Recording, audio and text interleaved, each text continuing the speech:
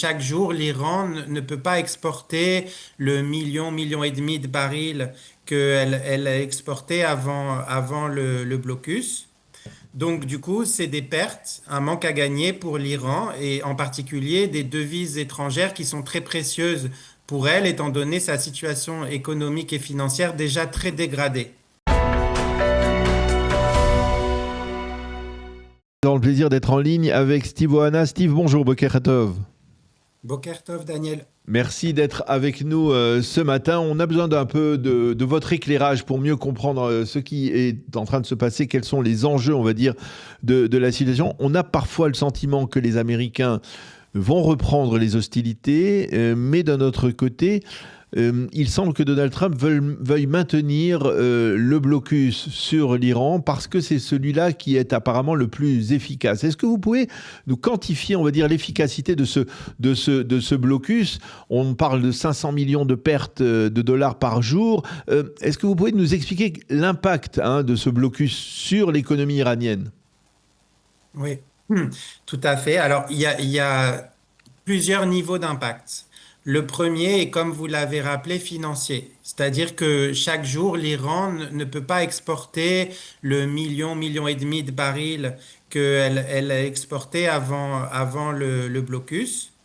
Donc, du coup, c'est des pertes, un manque à gagner pour l'Iran et en particulier des devises étrangères qui sont très précieuses pour elle, étant donné sa situation économique et financière déjà très dégradée. Ça, c'est le premier point. Mais il y a un deuxième niveau d'impact, c'est qu'elle ne peut plus importer le diesel dont elle a énormément besoin pour faire fonctionner son économie de façon quotidienne. Donc, sans diesel, on ne peut pas en particulier assurer les transports, on ne peut pas assurer la production d'électricité, l'agriculture et donc la nourriture est impactée. Et donc, vous avez tout un tas de conséquences en chaîne, en cascade, du fait qu'elle ne peut pas importer tout le pétrole raffiné dont elle a besoin. Donc, on va voir l'inflation qui était déjà très élevée devenir encore plus élevée. Les derniers chiffres parlent de 70% d'inflation. On va voir le rial qui était déjà très bas se déprécier encore. On va voir des pénuries de carburant, alimentaires, etc. S'installer. Et on va voir certainement aussi, à un moment donné, des protestations, des contestations, comme vous l'avez rappelé, c'est ce que le Conseil iranien de sécurité lui-même a dit. On va voir certainement des protestations d'origine à la fois économique et politique commencer à s'installer en Iran.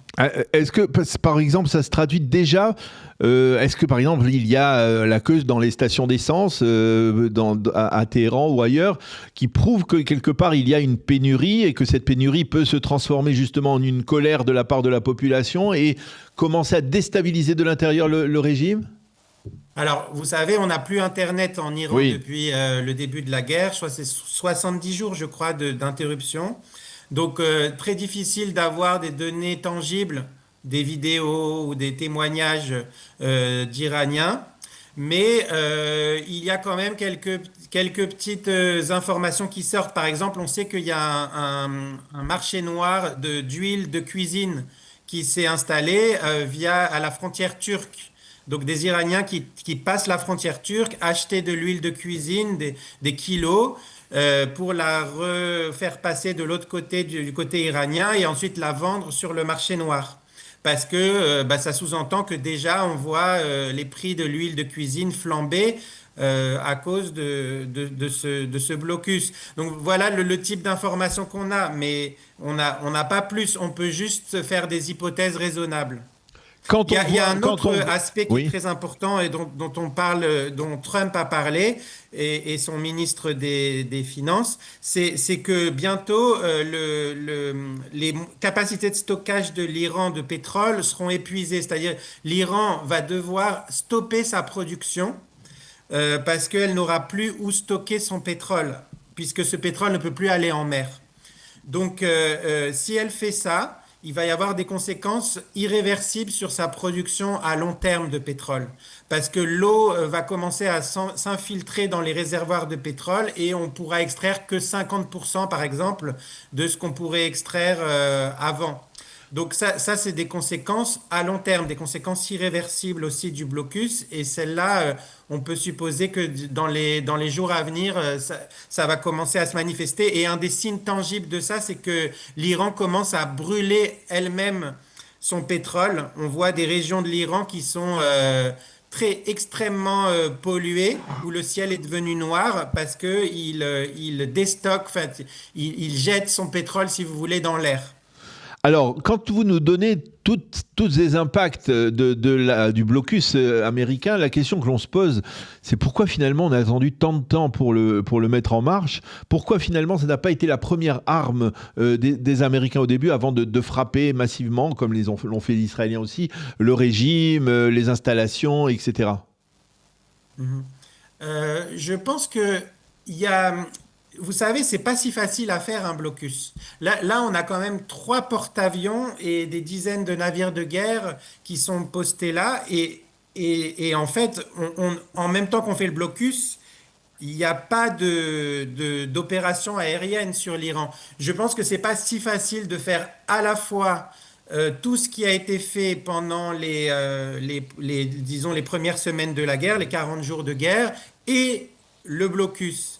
Et justement, une des raisons du cessez-le-feu de Trump, c'était d'organiser le blocus lui-même, qui est venu après les 40 jours de guerre. Donc je crois que là, l'armada qui est mobilisée est telle qu'il est possible maintenant seulement de faire les deux à la fois. Mais ce n'était pas forcément possible avant. Faut pas imaginer que tout ça est facile. Je pense il y a très très peu d'armées dans le monde qui seraient capables de faire ce que les Mhm. États-Unis sont en train de faire à l'Iran. Alors, à votre avis, votre appréciation, est-ce que même si Trump ne parvient pas à faire fléchir les Iraniens dans les négociations, est-ce que le jeu en vaut la chandelle de reprendre les combats dans une telle situation alors il y a un moyen de pression, un levier de pression qui est aussi solide que celui du blocus? Oui, alors je pense que Trump, comme toujours, hein, c'est quelqu'un qui essaye des choses et qui ensuite voit les résultats de ce qu'il tente. Donc je pense qu'il ne va pas se précipiter pour reprendre les opérations militaires tant qu'il n'a pas vu un peu ce que ça donne, entre guillemets. Et on ne peut voir les impacts qu'après, bah, d'ailleurs vous l'avez vous-même dit, le chiffre de 6 semaines, on va dire 4 semaines. 4 semaines, c'est vraiment, à mon avis, le seuil critique parce que tous ces effets-là s'empilent et il y a des moments de rupture, vous savez. Quand vous avez la pénurie, plus le problème de transport, plus l'hyperinflation, tout ça s'accumule et à un moment donné, il y a une rupture. Et en fait, Trump ne sait pas, personne ne sait exactement à quel moment la rupture va avoir lieu ou si elle va avoir lieu. Je pense qu'il se donne les quelques semaines de diagnostic, on va dire, avant de voir s'il y a besoin de faire quelque chose de plus. Mais ce qui est sûr, c'est que enfin, la position du régime iranien est extrêmement fragile. C'est pour ça qu'il est allé en Russie, à Alors Oman. justement, voilà, c'est ce que je voulais, c'était ma prochaine question. Est-ce que les alliés, on va dire, traditionnels de l'Iran, ça peut être la Russie, ça peut être la Chine, ont un moyen de voler au secours de l'économie iranienne? Alors, je pense pas. Je pense que c'était important plutôt pour l'image de montrer que au reste du monde et à Trump en particulier que l'Iran n'est pas si isolé que ça et a quand même quelques alliés d'importance comme la Russie. Mais ça va pas aller chercher plus loin parce que la Russie est empêtrée déjà fortement dans sa guerre avec l'Ukraine, n'a pas les moyens d'agir. La Chine non plus. La Chine de plus en plus manifeste son mécontentement par rapport à la situation de blocage du détroit d'Ormuz. Donc elle va pas prendre beaucoup de risques. Donc il reste Oman. Oman, je pense que l'intérêt était financier. Il y a des fonds séquestrés là-bas. On parle de 10 milliards. Je pense que l'Iran essaye d'aller les chercher. Mais globalement, sa position diplomatique est extrêmement fragile, et notamment avec ses voisins du Golfe. Et notamment, les Émirats arabes unis jouaient un rôle extrêmement important avant la guerre pour l'Iran, puisque c'était une courroie de financement du régime iranien. Et ce financement-là est probablement en train de se tarir complètement. Et il n'y a presque aucune chance qu'il reprenne. Si par miracle le régime iranien devait survivre, il y a très très peu de chances que cette courroie de financement survive après la guerre. Alors la question que l'on se pose, c'est est-ce que finalement, d'une certaine manière, aujourd'hui, pour Israël, le combat n'est pas terminé, même si ce n'est pas Israël qui aujourd'hui mène, on va dire, la confrontation avec l'Iran. C'est-à-dire qu'aujourd'hui, avec ce que vous nous avez expliqué, on a vraiment le sentiment qu'il y a, on va dire, des effets extrêmement importants qui peuvent avoir finalement un résultat sur le terrain, de voir peut-être donc jaillir cette protestation populaire que l'on attend d'une certaine manière en Israël, parce que c'est probablement elle qui ferait chuter le régime iranien. Il faut être patient.